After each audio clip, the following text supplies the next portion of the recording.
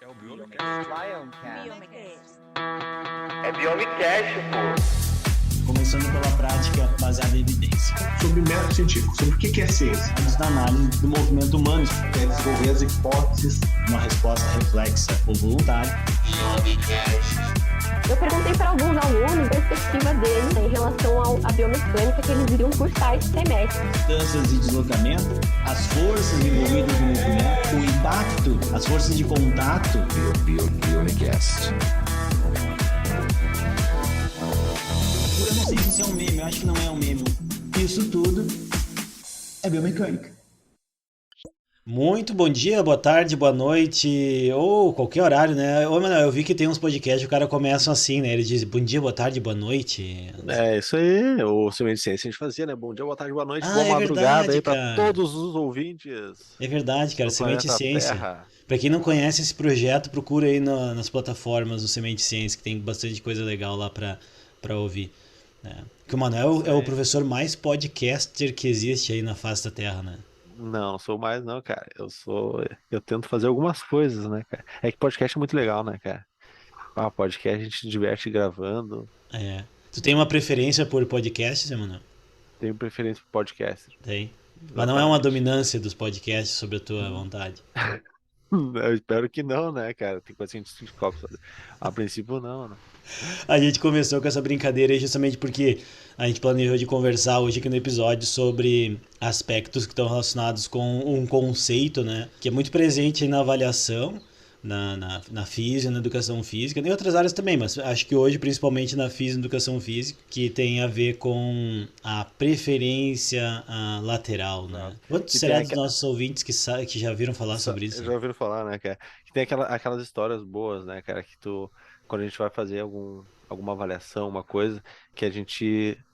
Vou avaliar a perna preferida da pessoa, né? Ou o braço preferido. Ele perguntou assim: qual é a tua perna preferida? Ele falou assim: eu prefiro as duas, sei lá, o que você vai fazer com a outra. Nunca pensei qual que eu gosto mais. É, Sei pode lá. ser, Então, a pessoa ele olha pode pra preferir baixo as assim. duas, né? Mas de fato, assim, eu lembro que eu já tive essas conversas com bastante gente, assim, né, que atua na prática e também o pessoal que faz pesquisa, né, sobre a preferência lateral. E eu acho que, bom, primeiro a gente pode, né, mencionar brevemente qual é a ideia por trás disso, né? Então a ideia por trás disso é que se vocês vão executar uma ação que envolve uma atividade unilateral, vamos pensar nas pernas, tá, gente? Que eu acho que vai ficar mais fácil. Vamos falar das pernas por enquanto. Tá? Pelo menos pra nós vai ficar mais fácil. Pra nós, Pelo menos pra nós é Pelo isso pra que é o que nós. vale. Esse conceito de dominância, ele vem pela questão dos hemisférios cerebrais, que até há uns anos atrás, né, se falava muito sobre dominância de hemisférios cerebrais. De tu ter um hemisfério cerebral mais ativo para uma atividade do lado direito e o outro para o lado esquerdo. Mas tu sabia, Emma, que também que isso aí vem caindo por terra, que não é bem assim? Pois é, cara, eu andei lendo algumas coisas sobre isso, né? De alguns anos, na verdade, tá caindo já por terra isso. Inclusive porque antigamente, inclusive, tinha várias, até camiseta que o pessoal falava, né? O pessoal que tem a dominância cerebral mais pro lado direito, sei lá, É, gosta mais de arte, sei lá, e o pessoal da dominância lateral mas esquerda é mais das exatas, sei lá. Tinha esse poeticamente é negócio, né? bonito, mas não existe isso aí, Poética. né? Não É que existe nem a porque. história do cérebro que é usado, que tem 100 milhões de neurônios ou que usa 10%, tal. Isso é mentira, a gente usa 100% do cérebro, entendeu? Bom, mas voltando à questão da preferência versus dominância, então tem esse aspecto. Muito, né, da literatura reporta dominância, porque ainda pensa com essa ideia do hemisfério cerebral sendo ativado, né, com maior magnitude. Mas na verdade, se vocês forem avançar nisso, quem gosta desse tema, né, e avançar um pouquinho mais, estudar, vai ver que quando eu tenho atividades que envolvem as mãos, por exemplo, né, a atividade cerebral é mais bilateral do que quando é das pernas, por exemplo.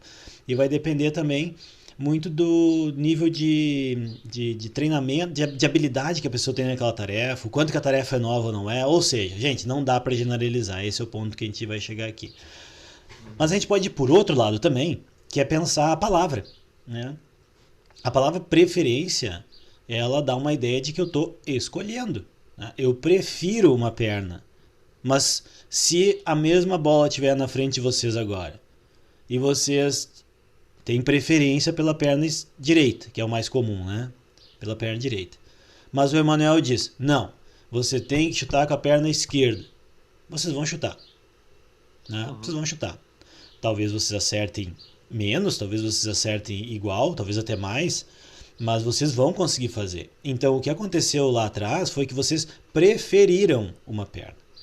Não existiu dominância do tipo, a outra perna bloqueou a atividade da perna contralateral e dominou ela, né? Que nem fez um mata-leão como lá nas lutas. Não, cara, isso não existe, entendeu? Então, a literatura, e se a gente for discutir, né, com outros autores que trabalham com isso, e um professor aqui do Brasil, que quem gosta também do assunto eu recomendo muito, é o professor Luiz Augusto Teixeira, vocês vão ver que talvez usar o termo preferência seja mais... faça mais sentido. Né? Uhum. Faça mais sentido do que o termo dominância, né? Até porque se imagina o teu cérebro, né? Tu vai falar assim, vou chutar a bola. E daí esse comando, quando tu diz vou chutar a bola, se fosse uma dominância, sei lá, se tu ia tentar chutar com a esquerda, e daí se a tua dominância é direita, ela ia puxar automaticamente para a direita, né? Tu não ia conseguir fazer, porque ela teria uma dominância, exatamente, né? Ou seja, ela ia passar por cima daquela ação da perna contralateral.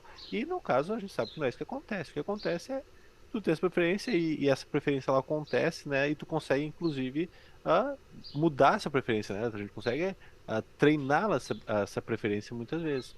Então, é possível fazer isso, por mais que a gente tem estudos mostrando que desde pequena a criança já cria uma preferência lateral, seja para atividades manuais, né, ou para atividades de chute, por exemplo.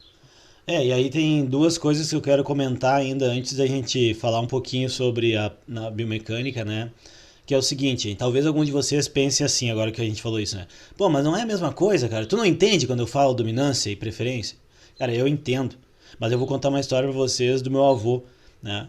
O meu avô, ele falava uma palavra errado e teimava que tinha que ser daquele jeito. E ele dizia assim, mas não tem as letras que dá pra escrever essa palavra? Tem, as letras estão lá, mas não faz sentido juntar essas palavras com essa letra.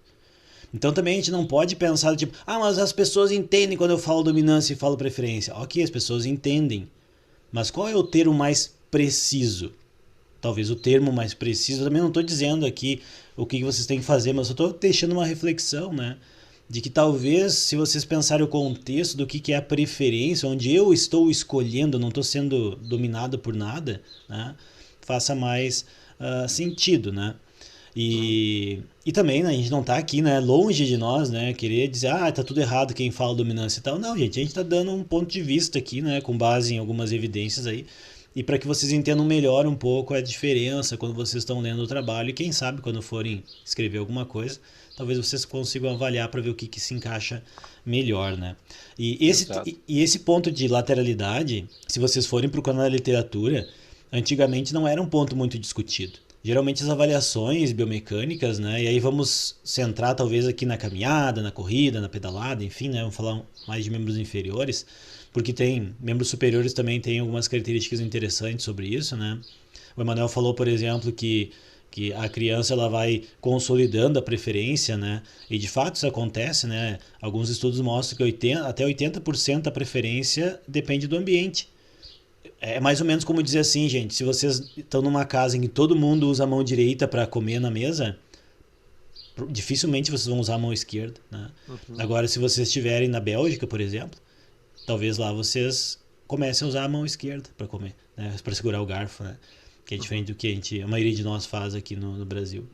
E tem uma questão cultural nisso, né, Felipe? A gente tem várias histórias de pessoas que eram proibidas, né? Hoje em dia não tem mais, né? Ainda bem, mas várias pessoas que na escola e tal eram proibidas de usar a mão contralateral, né? Sim, tem um... Aí agora... As famílias não deixavam, não escreve com essa mão, escreve com a outra, ou não usa essa, usa a outra. E agora foi para um lado aqui que a gente poderia explorar mais, mas que a gente não tem tempo para isso. Até a terminologia, né? Até a terminologia do destro e sinistro, aquela coisa toda, né? Tem uma questão filosófica por trás. Também não sei se é filosófica a palavra certa aqui, mas enfim, né? É filosófico porque é uma reflexão sobre o que está acontecendo, então pode ser filosófica, mas Mas é verdade, eu sempre penso isso até quando eu escrevo, assim, né? Por que que era sinistro, né? Poxa, a pessoa quando criou a palavra, né? Ou quando foi na sociedade, assim, sei lá, foi consensual de que quem escreve com a mão esquerda vamos chamar de sinistros, né? Exatamente porque não seria algo que não era para acontecer, sei lá, Exato, fora né? da normalidade. Que O que louco a isso, gente né, sabe cara? que é muito louco, né? E hoje em dia a gente acaba utilizando ainda esses termos que ficaram, né? Mas não significa que seja sinistro. É. Quem Os usar a meus mão esquerda amigos do pode Rio, usar, eles tá? falam bastante, cara. Eles dizem, pô, sinistro, É né? sinistro. Né? Mas é verdade. Bom, mas voltando aqui, gente, no objetivo voltando aqui no objetivo Boa, da boa. conversa, né? Então, quando eu comecei a fazer minha iniciação científica, né, com o meu grande amigo, o professor Boli, nós fazíamos, por exemplo, avaliação de marcha sempre unilateral, né? A gente sempre media um lado e depois media o outro. Nunca conseguia medir os dois ao mesmo tempo, porque era uma limitação de instrumentação, né? O equipamento não tinha Uhum. capacidade de medir os dois lados, né, simultaneamente, né? Ao passo que hoje, né, é muito mais fácil aí nos laboratórios, muitas vezes, fazer essa avaliação já bilateral. Mas a questão é, né, pô, será que eu, quando vou fazer uma avaliação biomecânica da marcha, eu necessariamente preciso avaliar as duas pernas? Será que quando eu vou fazer uma avaliação da pedalada eu preciso analisar as duas pernas? Aí, bom, gente, ah, dá para responder essa pergunta com uma reflexão, né? Que a primeira é, bom, o que vocês querem avaliar? Né? Então, assim, qual é o fenômeno que vocês estão avaliando, né? Porque existem alguns fenômenos que talvez tenham um comportamento similar entre as pernas direitas, sem que não difira, né? Entre a perna direita e esquerda, ou preferida e não preferida, né? Mas pode ser que outros comportamentos existam diferentes, né? Pode ser que daqui a pouco essa diferença é justamente o interesse que vocês têm, como era o nosso em muitos projetos que nós desenvolvemos. Eu acho que teu primeiro projeto, Emma, de pesquisa mais aprofundado, abordou essas questões, né?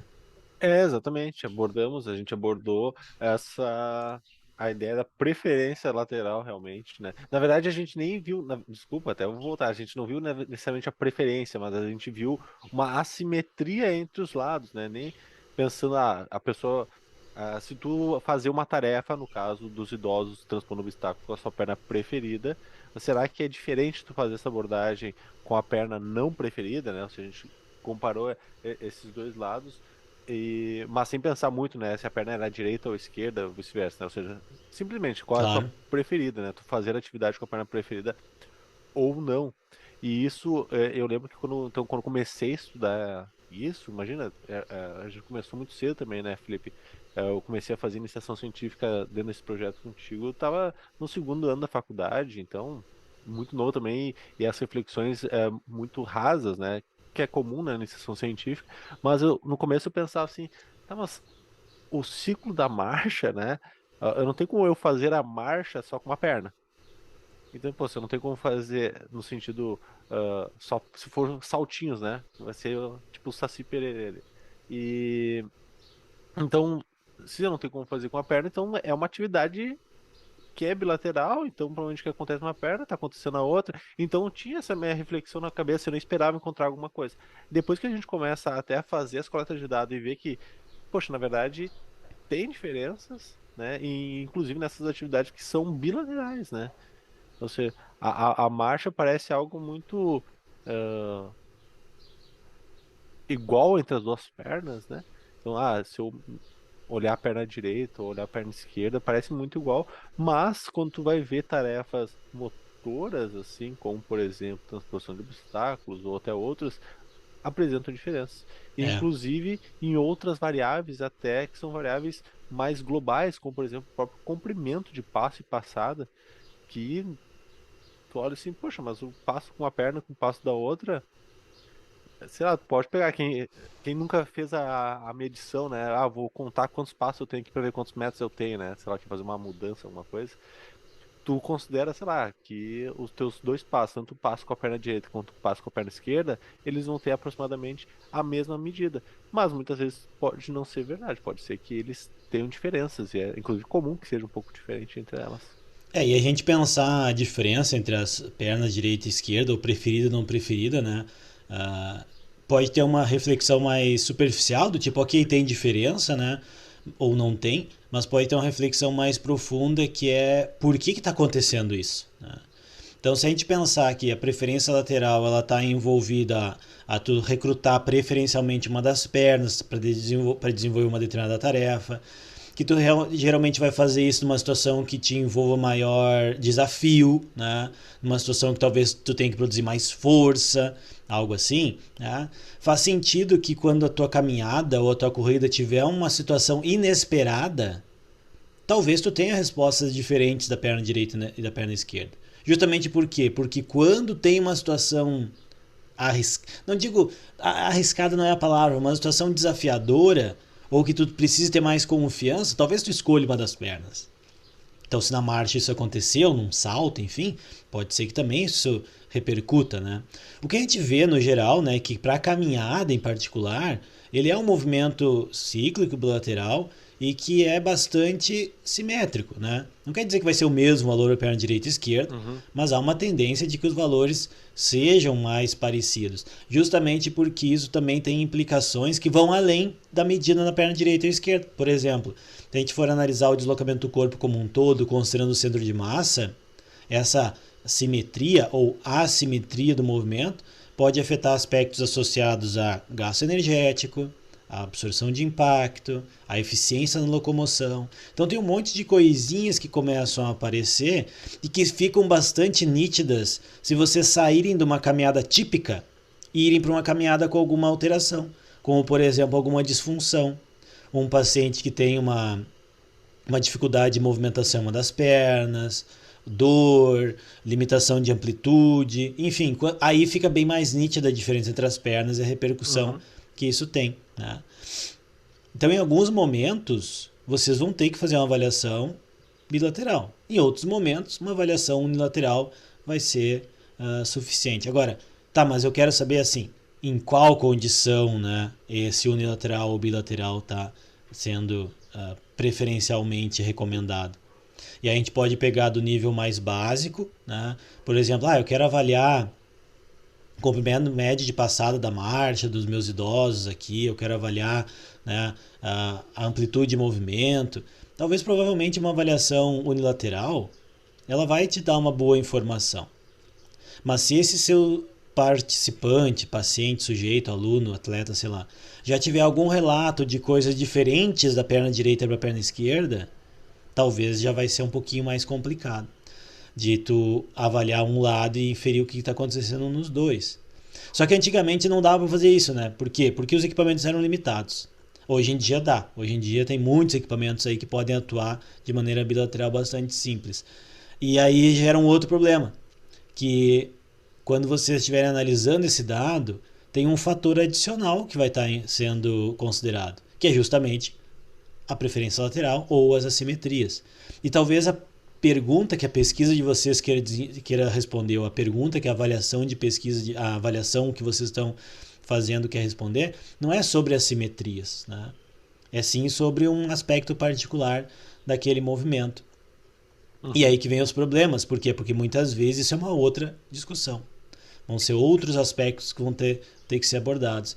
Imagina que vocês fazem uma avaliação unilateral de um corredor, né? Sei lá, hipoteticamente aqui, um caso simples, hipotético, em que vocês estão vendo, o sujeito chegou na clínica, está com dor no joelho, aquela coisa toda, né? Dor no quadril, e vocês estão... Eu faço esse exercício bastante nas minhas aulas com os alunos da física, e vocês hipotetizam, então, que talvez ele não esteja absorvendo o impacto direito, né?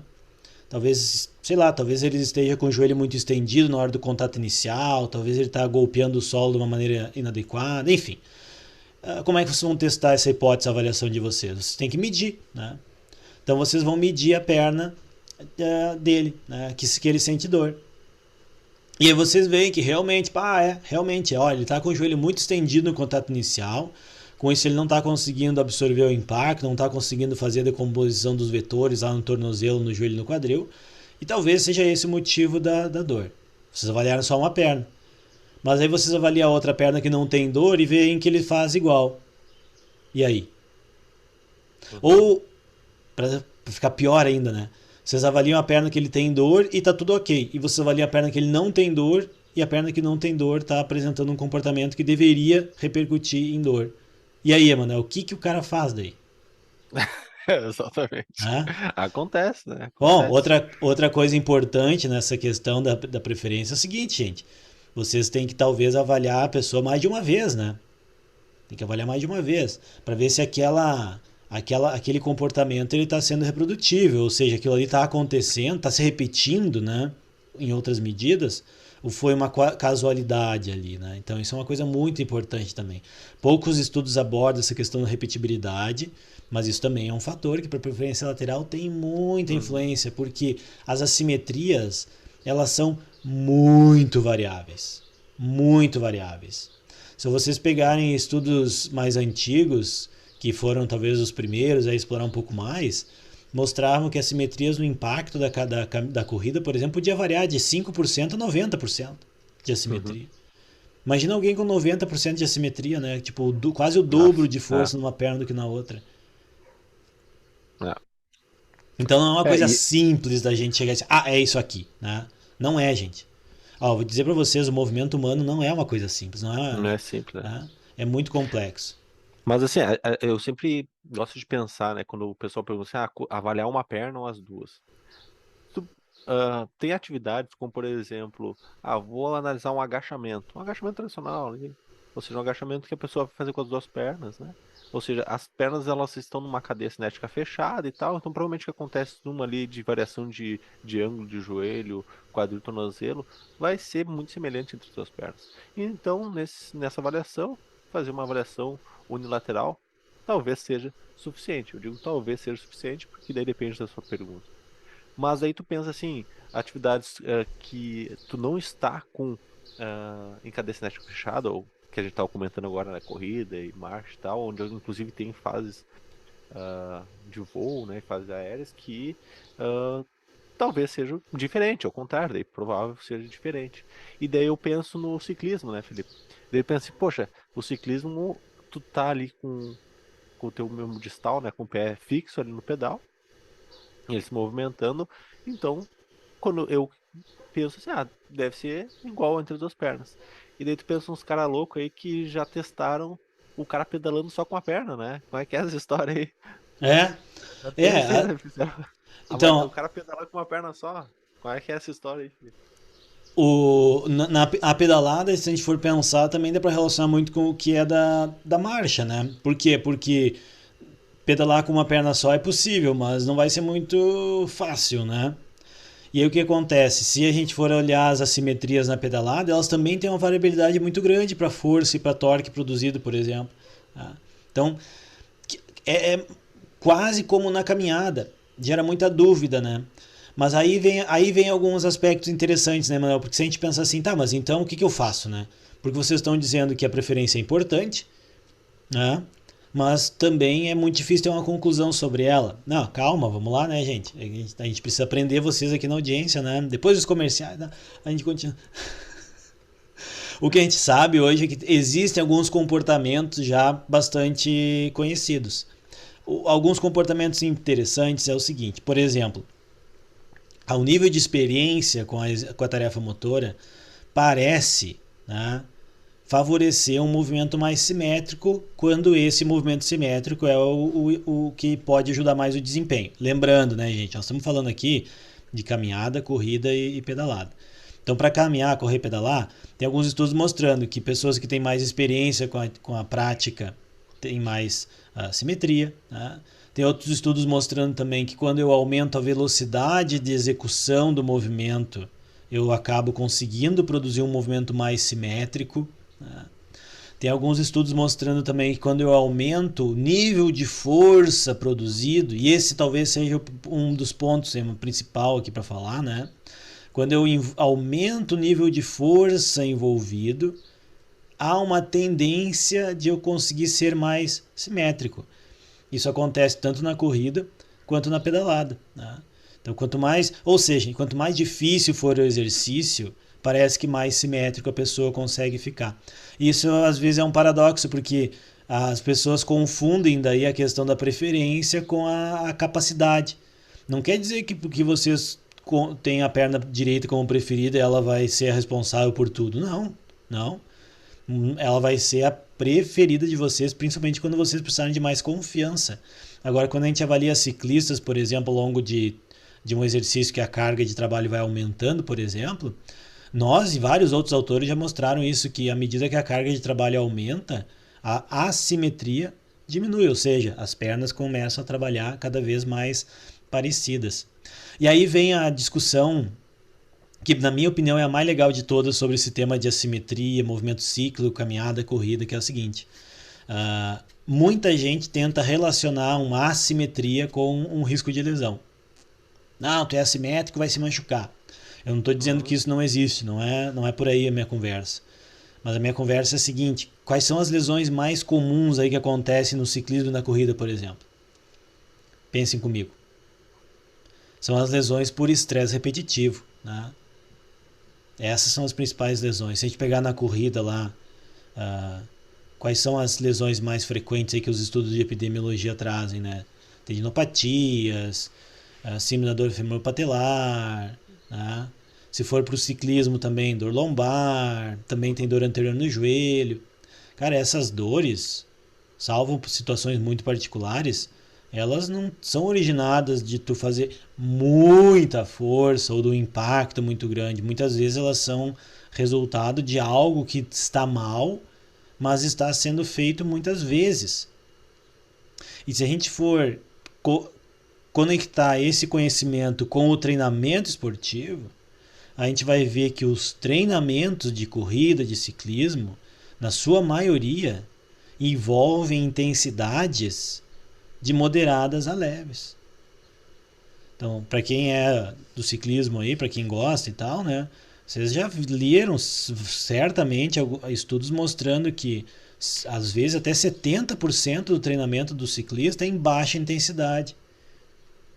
E esses estudos de assimetria sugerem, né, que em intensidade de moderado para baixo, os atletas são mais assimétricos do que intensidade de moderada para alto.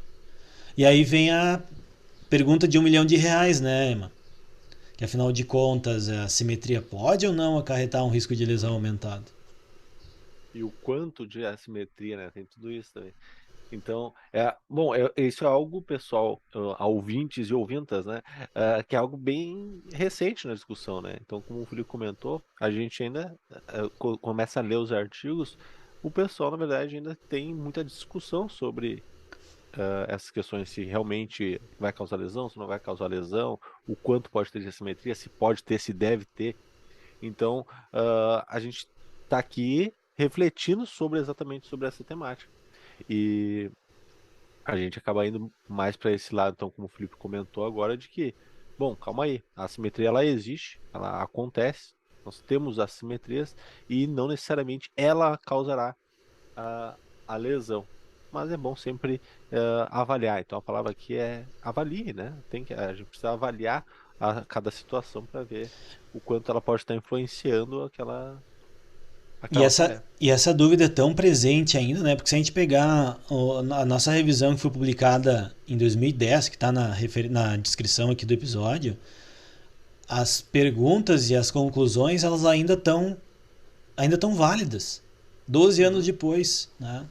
Então 12 anos depois essas conclusões ainda estão válidas, as perguntas ainda estão válidas. Por quê? Porque a gente sabia que com a corrida, por exemplo, a frequência de movimento, o nível de experiência, a velocidade, tudo isso pode influenciar as assimetrias.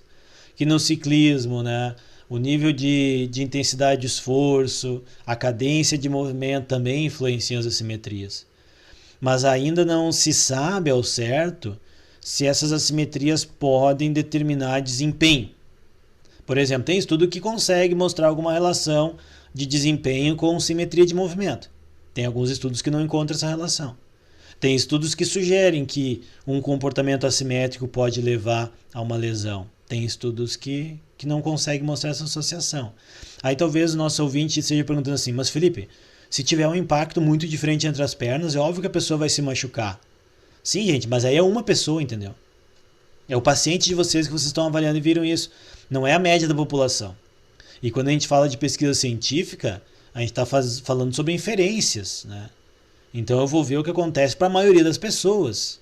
E hoje, para a maioria das pessoas, os estudos não conseguem fazer uma relação direta tão forte assim de uma simetria com lesão. Por isso que um mantra que se fala muito hoje em dia é de que não tem movimento perfeito.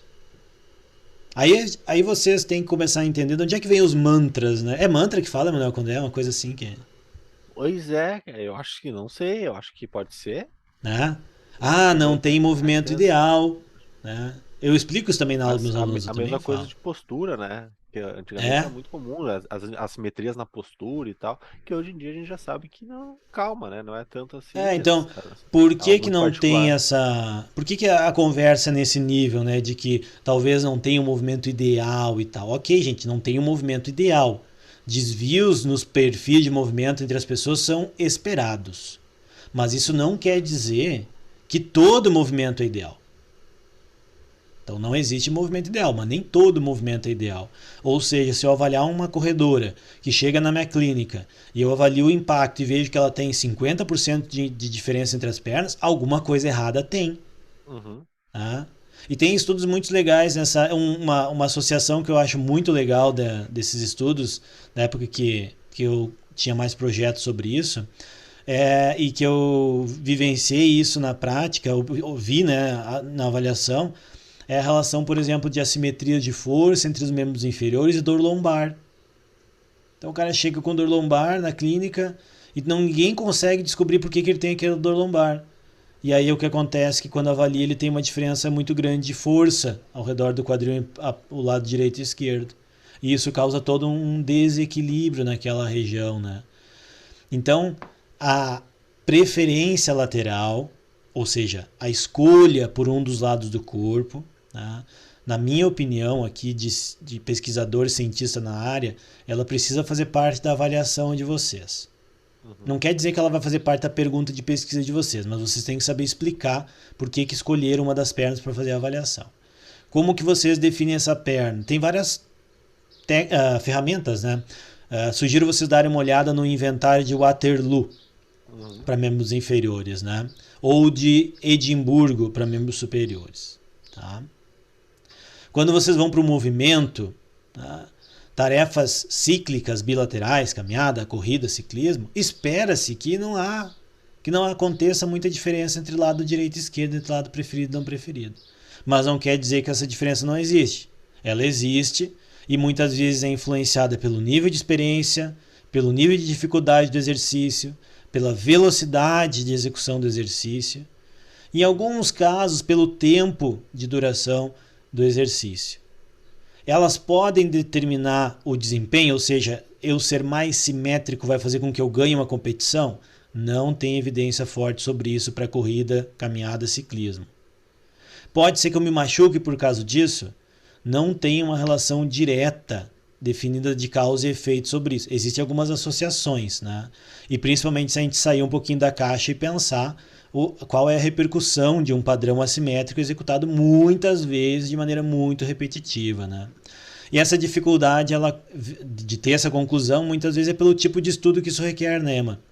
Teria que ser um estudo de avaliar os sujeitos, acompanhar eles por muito tempo, monitorar se as assimetrias flutuam ou não, monitorar o que acontece de desconforto e lesão, e são estudos bem complexos para se fazer. E na verdade, quando a gente pensa na pesquisa científica e a gente vai fazer, por exemplo, vamos fazer uma coleta de dados, alguma coisa assim, muitas vezes a gente, ao fazer uma avaliação das duas pernas, por caso, é uma avaliação muito mais demorada. Então é como se fosse, muitas vezes, como se fosse duas coletas, né? Então, às vezes, para avaliar uma perna eu demoro 1 hora, para avaliar as duas vou demorar 2 horas. E por isso que a gente vê que muitos trabalhos acabam preferindo fazer só uma perna, até pelo tempo de coleta. Mas tem outras coisas, como por exemplo, o último trabalho agora que a gente publicou este ano, com dor patelofemoral, né? A gente acabou fazendo uma escolha metodológica que foi avaliar a perna com a dor, né? Então aquelas mulheres que tinham dor no joelho, qual é a perna que tem mais dor, né? Quando eram as duas. Então essa é a perna mais sintomática, essa que a gente avaliou. E no grupo controle, a gente avaliou a perna preferida, então, do grupo controle. Só que o que acontece? Quando a gente fez essa escolha, a gente percebeu que alguns casos das pessoas com dor patelofemoral, a perna que tinha dor patelofemoral, por exemplo, em alguns casos, era a perna não preferida. Então, ao fazer uma atividade como, por exemplo, um agachamento unilateral, já tinha mais a dificuldade de ser a perna não preferida. E outras pessoas tinham mais dor na perna preferida. Então, a avaliação fica limitada algumas vezes porque talvez a preferência aí esteja afetando a própria avaliação e não simplesmente a dor. Então, veja, são escolhas metodológicas que tu faz para responder a tua pergunta de pesquisa, pode acontecer, mas ela é influenciada por outros fatores, né? Exatamente. E talvez a mensagem final que vocês não podem esquecer é que as assimetrias elas são específicas à tarefa. Ou seja, isso é uma coisa que vocês têm que tomar muito cuidado, gente. Porque o que quer dizer essa afirmação de que as assimetrias são específicas à tarefa? Quer dizer que se eu for avaliado caminhando e eu for simétrico, não quer dizer que se eu estiver pedalando eu também vou ser simétrico.